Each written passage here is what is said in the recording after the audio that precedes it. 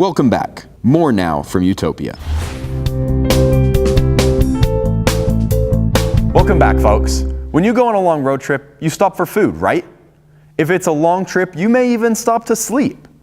Well, that's exactly why millions of birds depend upon the Great Salt Lake. The wetlands and brine shrimp are perfect for a stopover during spring and fall migrations. Come along as we identify some of these beautiful creatures of flight.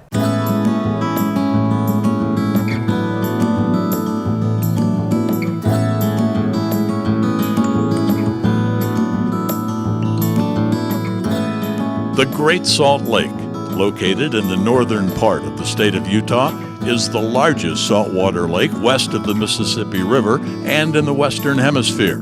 It covers over 1,700 square miles of bays, estuaries, shoreline, and remote islands. Every year, over 7.5 million birds, consisting of 257 different species, rely on the Great Salt Lake to nest, breed, and feast during their seasonal migrations. And each year, during this migration in the spring, people flock to the area to see these birds up close.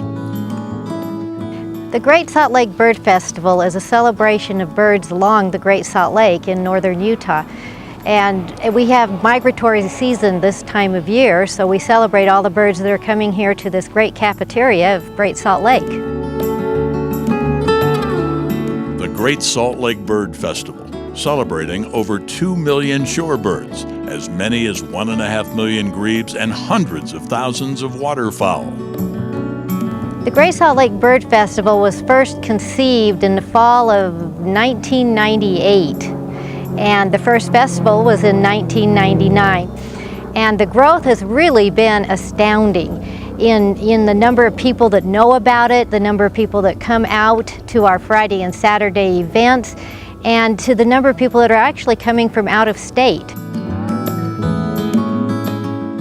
During the festival, we can see a lot of shorebirds, especially during the spring migration, such as black-necked stilts, American avocets, snowy plovers, burrowing owls, just a variety of species that are coming through, stopping over on migration, and continuing north to breed. One of the reasons these birds are so easy to observe in the wild is because of the ease of accessing these habitats. Literally just miles from Interstate 15, you can be transported to a bird migration mecca. Northern Utah is the perfect place to have a Great Salt Lake Bird Festival to celebrate Great Salt Lake, because the lake is so accessible in many areas. We have Farmington Bay Wildlife Management Area that's easy to get to and has some great walking areas and driving areas. We have Antelope Island that we talk about all the time. We take many trips to Antelope Island. And of course, Bear River Migratory Bird Refuge. It's federally owned, and it's internationally known, as is Great Salt Lake. And we have many refuges around the lake that we take our guests to also. The flyway through Utah is the busiest migration route for inland birds in the western U.S. This is due to the abundance of resources that the Great Salt Lake provides. The plethora of brine shrimp and brine flies serves as a constant food source on this stopover that is essential for a successful migration. A stopover is kind of like a rest area on the highway. When you need to stop from a long drive, take a break, grab a snack, the birds are doing the same thing. So they're stopping over here where we're at now at Farmington Bay, eating insects, foraging and so forth, and gaining on weight and resting their muscles, and then going to continue north, feel fresh. Conservation efforts in winter and summer homes for these migrating birds would be useless without conserving the areas that these birds stop over, as in most cases the journey is just as important as the destination.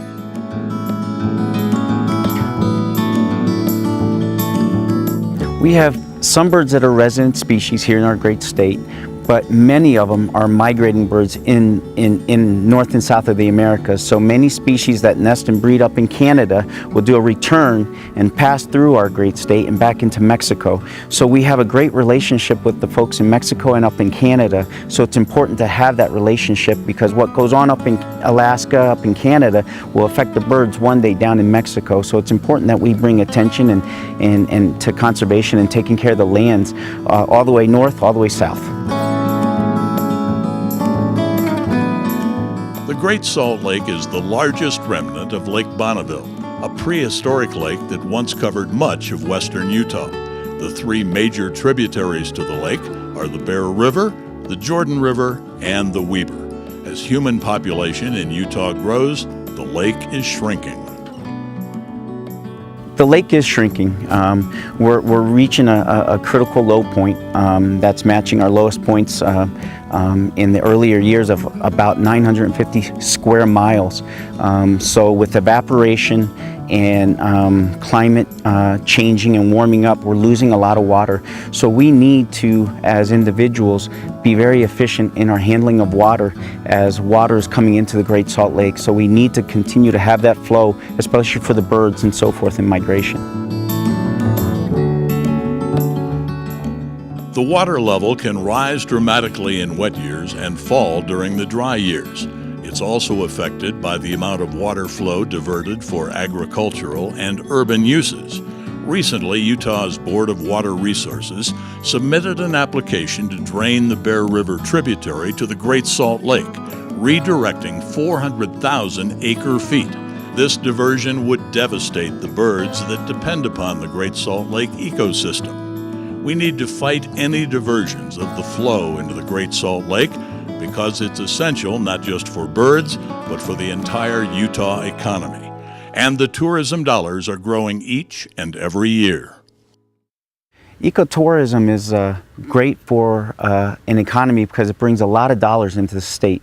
We have a lot of folks that visit, spend a lot of dollars at our hotels, our restaurants, and on the guides that take them out.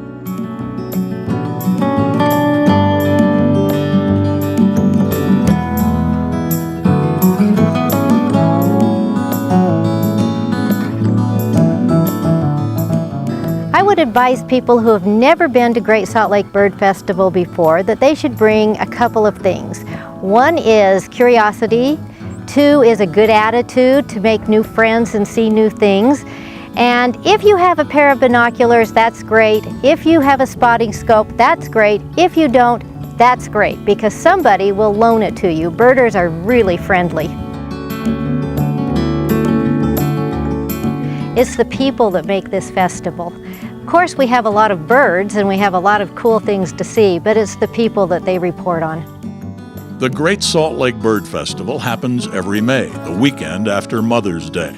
To discover more, visit GreatSaltLakeBirdFest.com and sign up for a colorful adventure, meeting like-minded new friends and contributing to the conservation of this important place in our utopia.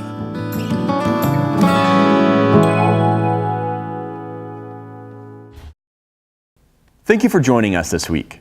We hope you enjoyed the show. Visit our website to learn more and to watch previous episodes of Utopia.